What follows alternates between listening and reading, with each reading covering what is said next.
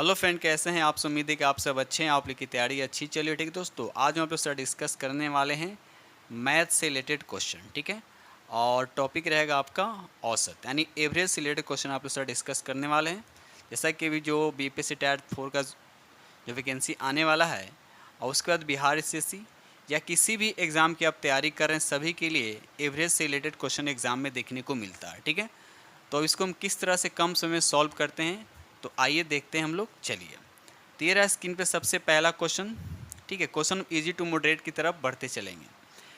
तो यहाँ पर देखिए इस क्वेश्चन को कैसे सॉल्व करते हैं। क्वेश्चन यहाँ पर कहता है 6 संख्याओं का औसत कितना है, 12 दे रखा है।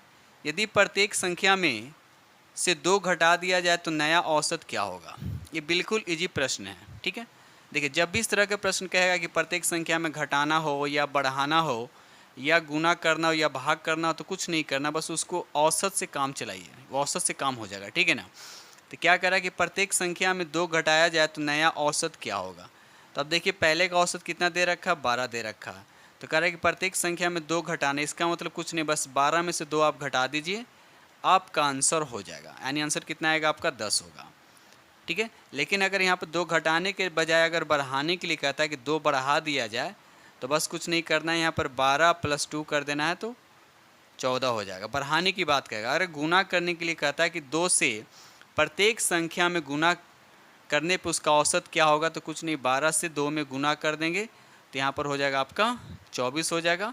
अगर भागा करने के लिए कहता कि प्रत्येक संख्या में 2 से अगर भागा किया जाए तो नया औसत क्या होगा, तो बस कुछ नहीं, 12 में क्या करेंगे हम, 2 से भाग करेंगे, यानी आंसर आपका 6 हो जाएगा। ठीक है, तो सब तरह से हमने बता दिया क्वेश्चन इस तरह से आएगा तो इसको ऐसे बनाना है। ठीक है, चलिए, तो यहाँ पर राइट आंसर आपका क्या हो जाएगा, क्वेश्चन के अकॉर्डिंग यहाँ पर राइट आंसर आपका 1 हो जाएगा।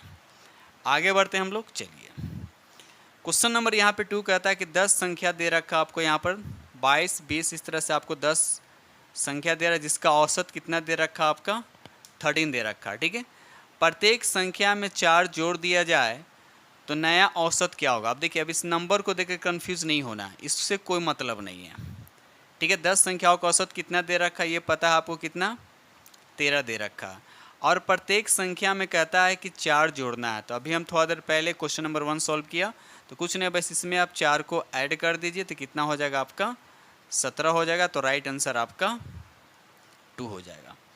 ठीक है, चलिए आगे बढ़ते हैं हम लोग अगले प्रश्न की तरफ। 2 सेशन को लाइक करते चलिएगा और अपने जो फ्रेंड चैनल पर पहली बार विजिट भी कर रहे हैं तो चैनल को सब्सक्राइब कर लीजिएगा। ठीक है, चलिए, ये रहा अगला प्रश्न की क्वेश्चन नंबर आपका यहाँ पर 3 कहता है कि 7 संख्याओं का औसत कितना दे रखा है आपका, 7 दे रखा है।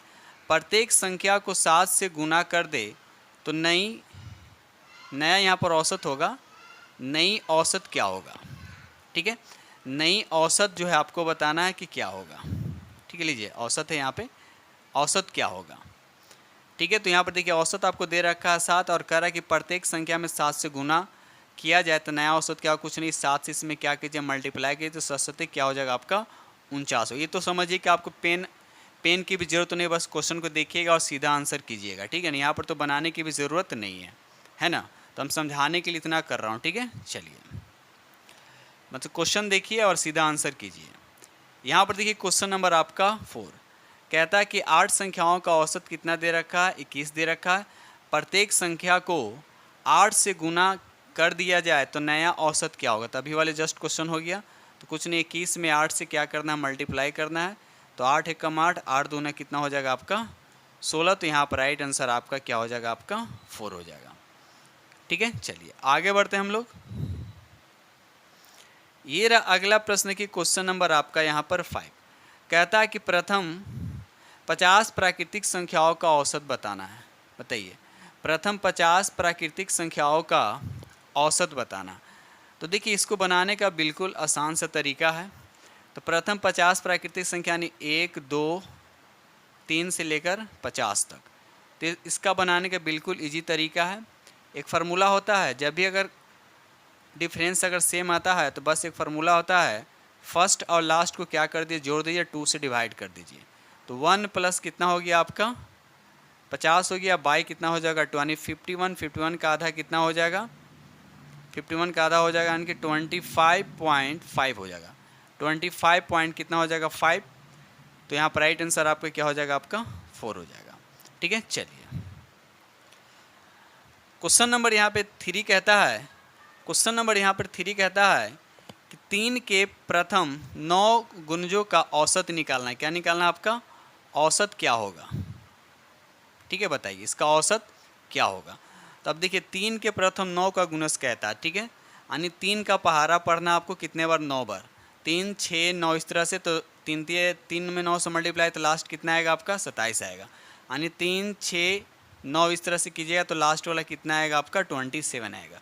आपको पता है डिफरेंस सम में क्या 3 3 का है, तो बस वही तरीका है, फर्स्ट वाले और लास्ट वाले को हम क्या करेंगे, ऐड करेंगे। ये फार्मूला तभी लागू जब डिफरेंस सम में क्या होगा, सेम होगा। तो 3 और 27 को हम क्या करेंगे, ऐड करेंगे। अब बाई 2 कर दोनों को जोड़ेंगे, 30 और 30 का आधा हो जाएगा आपका 15। तो राइट आंसर आपका यहाँ पे 3 हो जाएगा। ठीक है, चलिए आगे बढ़ते हैं हम लोग अगले प्रश्न की तरफ। ये रहा क्वेश्चन नंबर आपका यहाँ पे 7। कहता है कि 7 के प्रथम 5 गुणजों का औसत बताना है। ठीक है, 7 के प्रथम 5 गुणजों का औसत बताना है। ठीक है, चलिए तो यहाँ पर 7 का पहाड़ा पढ़िए। देखिए 7 और 5 गुणों से कितना हो जाएगा, लास्ट वाला कितना हो जाएगा, 35 हो जाएगा। जैसे यहाँ टेबल अगर पढ़ना चाहते हो लिखिए 7 हो जाएगा, यहाँ पर 14 हो जाएगा, यहाँ पे 21 हो जाएगा, उसके बाद 28 हो जाएगा। तो हमको सिर्फ शुरू और लास्ट मतलब है, क्यों, क्योंकि कॉमन डिफरेंस सब में 7 7 का है। ठीक है, तो लास्ट वाले शुरू वाले लास्ट वाले को ऐड कर देंगे, तो यानी 7 और 35 को ऐड करेंगे और 2 से डिवाइड कर देंगे। ठीक है, तो कितना हो जाएगा आपका 42, 42 का हाफ कितना हो जाएगा, यानी 21। तो राइट आंसर आपका यहाँ पे 3 हो जाएगा। ठीक है दोस्त, चलिए आगे बढ़ते हैं हम लोग, सेशन को लाइक करते चलिएगा। चलिए ये रहा अगला प्रश्न के क्वेश्चन नंबर आपका यहाँ पे 8। क्वेश्चन नंबर यहाँ पे 8 कहता है 2 संख्याओं का औसत दे रखा है। ठीक है, 2 संख्या कुछ मान लीजिए ए और बी, बिल्कुल इजी प्रश्न है। इसका औसत कितना दे रखा है, यहाँ पर m दे रखा है। तो आप बोलिएगा यहाँ से a प्लस बी कितना निकल कर आएगा, तो 2m आएगा, कोई दिक्कत नहीं है, 2m आएगा। इनमें से एक संख्या क्या है, n है, एक संख्या आपका n है। तो मान लीजिए इसको a को हटा दे रहे हैं। ठीक है, इसमें से कह रहा है कि एक संख्या आपका n है, तो दूसरी संख्या क्या होगी, तो कुछ नहीं, b इक्वल टू क्या हो जाएगा आपका 2m में से n को क्या करेंगे, माइनस कर देंगे। तो राइट आंसर आपका यहाँ पर क्या हो जाएगा, आपका 4 हो जाएगा। ठीक है, चलिए आगे बढ़ते हैं हम लोग अगले प्रश्न की तरफ। ये रहा अगला प्रश्न की क्वेश्चन नंबर आपका यहाँ पर 9। कहता है 3 संख्याओं का औसत कितना दे रखा, आपका 15 दे रखा। उनमें से 2 संख्या है 7 और 28 है, तो तीसरी संख्या क्या होगा। ठीक है, तो यहाँ पर देखिए 3 संख्याओं का औसत, 3 संख्याओं का योगफल कितना होगा, 3 से इसमें 15 मल्टीप्लाई कर दिए तो कितना हो जाएगा आपका 45 हो जाएगा। और 2 संख्या आपको दे रखा है, तो तीसरी संख्या ज्ञात करना है। तो ये दोनों को जोड़ दीजिए, कितना हो जाएगा आपका 35 हो जाएगा। इसमें से माइनस कर दीजिए तो कितना आएगा आपका 10। 3 जो निकल कर आए, तीसरी संख्या आपका कितना होगा, 10 होगा। तो राइट आंसर आपका यहाँ पे 4 हो जाएगा। ठीक है, चलिए ये क्वेश्चन उल्टा पुल्टा हो गया है। यहाँ पर इसको 5 संख्याओं का औसत, देखिए यहाँ पर क्वेश्चन है 5 संख्याओं का औसत कितना दे रखा है, आपका 5 दे रखा है। ठीक है, उसके बाद 3 जो यहाँ लिखा हुआ है ना, 3 संख्याओं का योग कितना दे रखा है 15। 3 संख्याओं का योग 15। अगर 5 संख्याओं का औसत 5 माइनस 5 दे रखा है, तो इसका योगफल कितना हो जाएगा आपका -25 हो जाएगा। और 3 संख्याओं का योगफल कितना दे रखा है आपका 15। ठीक है, कितना दे रखा है 15 दे रखा है। तो आपसे पूछा शेष 2 संख्याओं का औसत कितना होगा, ये ध्यान, शेष 2 संख्याओं का औसत बताना है। तो 5 संख्याओं का योगफल हम कितना निकाला -25, और 3 संख्याओं का योगफल कितना दे रखा है आपका 15 दे रखा है। तो 2 संख्याओं का औसत बताना है। तो कुछ नहीं, एक -25 में से 15 को क्या करेंगे, माइनस करेंगे। तो देखिए ये तो माइनस में ही है, अब 15 को माइनस करेंगे तो कितना हो जाएगा -40 हो जाएगा। उसके बाद हम क्या करेंगे, 2 से इसको डिवाइड कर देंगे, कितना आएगा आपका -20। तो यहाँ पर राइट आंसर आपका क्या हो जाएगा, आपका 4 हो जाएगा। ठीक है, तो टाइपिंग करने में आगे पीछे हो गया। ठीक है, ध्यान रखिएगा। तो यहाँ पर राइट आंसर आपका 4 हो जाएगा। ठीक है, चलिए ये रहा अगला प्रश्न की क्वेश्चन नंबर आपका यहाँ पर 11। कहता है तीन संख्याओं का औसत दे रखा आपका 135 और इनमें सबसे बड़ी संख्या कौन है, 180 दे रखा है और अन्य दो संख्याओं का अंतर कितना है, 25 है। तो सबसे छोटी संख्या आपको बताना है। ठीक है, अब देखिए तीन संख्याओं का औसत दे रखा, ठीक है, और अन्य दो संख्याओं जो है यहाँ पर देखिए बड़ी संख्या कितना दे रखा आपका 180 दे रखा। तो अन्य दो संख्या हम मान लेते हैं ए और बी। तो ए और बी का जो सम होगा ये देखिए ये जो है आपका औसत दे रखा है ना, तो मतलब इसमें हम 3 से मल्टीप्लाई करें तो तीनों संख्याओं का क्या आएगा आपका योग निकल जाएगा। तो मतलब 135 में 3 से मल्टीप्लाई कर दीजिए तो और उसके बाद 180 को क्या कीजिए यहाँ पर माइनस कर दीजिए। तो क्या हो जाएगा आपका, ये हो जाएगा आपका कितना 15 और 13 39 से हो जाएगा आपका 40 और माइनस ये हो जाएगा आपका 100। यानी कहने का मतलब ये हुआ तीन संख्याओं का औसत कितना दे रखा है 135। अगर हम 3 से मल्टीप्लाई कर देंगे तो तीनों संख्याओं का योग निकल जाएगा। अब बड़ी संख्या आपको कितना दे रखा है 180, अगर हम इसमें से माइनस कर देंगे 180 तो दो संख्याओं का योग निकल जाएगा। तो यहाँ पर माइनस कर लीजिए, तो 5 में से 0 गया 5 और 0 में से 8 गया यानी 2 हो जाएगा। और ये कितना हो गया आपका, ये बच गया 3, 3 में से 1 गया 2, यानी a प्लस बी का मान आपका कितना निकल कर आ गया 225। और दो संख्याओं का अंतर यहाँ पर दे रखा है आपका a माइनस बी का अंतर हो गया आपका 25। तो आपसे क्या पूछा, सब छोटी संख्या, तो छोटी संख्या इसमें कौन होगा, b होगा। तो छोटी देखिए जब भी a माइनस बी और a प्लस बी दिया रहता है तो इसका निकालने का बिल्कुल ईजी तरीका है। तो छोटी संख्या इसमें कौन होगा, b होगा। तो दोनों का डिफरेंस यानी 225 में से 25 को माइनस कर देंगे तो कितना आएगा 200 और 200 को हम क्या करेंगे 2 से डिवाइड कर देते आंसर आएगा आपका 100। क्या आएगा आपका 100, यानी छोटी संख्या कितना हो जाएगा आपका 4 हो जाएगा। ठीक है, चलिए आगे बढ़ते हैं हम लोग अगले प्रश्न की तरफ। चलिए आगे बढ़ते हैं हम लोग। ये रहा अगला प्रश्न की क्वेश्चन नंबर आपका यहाँ पे 12। कहता है कि चार संख्याओं का औसत कितना दे रखा आपका 45 है। यदि इनमें से एक संख्या 6 जोड़ दिया जाए तो औसत अपरिवर्तित रहेगा। देखिए बहुत अच्छा प्रश्न है। चार कोई संख्या है, चार संख्याओं का औसत दे रखा आपका यानी एवरेज दे रखा है। एवरेज कितना दे रखा है 45। ठीक है, उसके बाद कहता है इनमें से एक संख्या आपका, इनमें से एक संख्या में 6 जोड़ने की बात कर रहा है। जैसे यहाँ देखिए मान लीजिए 4 संख्या है, ठीक है, ये हम 4 संख्या का बॉक्स बना लिया और कहता है कि सिर्फ एक संख्या में 6 जोड़ दिया। मान लीजिए कि इसमें हम सिर्फ 6 जोड़ दिया तो बाकी 3 संख्या भी बचा हुआ है। तो वही कहता है कि यदि एक संख्या में 6 जोड़ दिया जाए तो औसत क्या रहता है, अपरिवर्तित रहता है, मतलब औसत 45 ही रहता है। ठीक है, आगे कहता है यदि शेष बची हुई संख्या, तो शेष बची संख्या कितना है 3 को बच गया ना, तो शेष बची हुई प्रत्येक संख्या में निम्नलिखित कम कर दिया, यानी इसमें से क्या घटाएंगे।